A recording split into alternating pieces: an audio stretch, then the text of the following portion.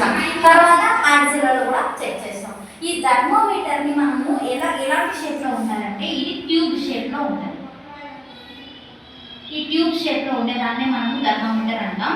దీని లోపల ఇది బల్బ్ అంటాం. ఈ బల్బ్ లోపల మళ్ళీ మనకు మెర్క్యూరీ అనేసి ఉంటుంది. ఈ మెర్క్యూరీ అండ్ బల్బును మనం యూజ్ చేసి టెంపరేచర్ని మెజర్ చేస్తాం.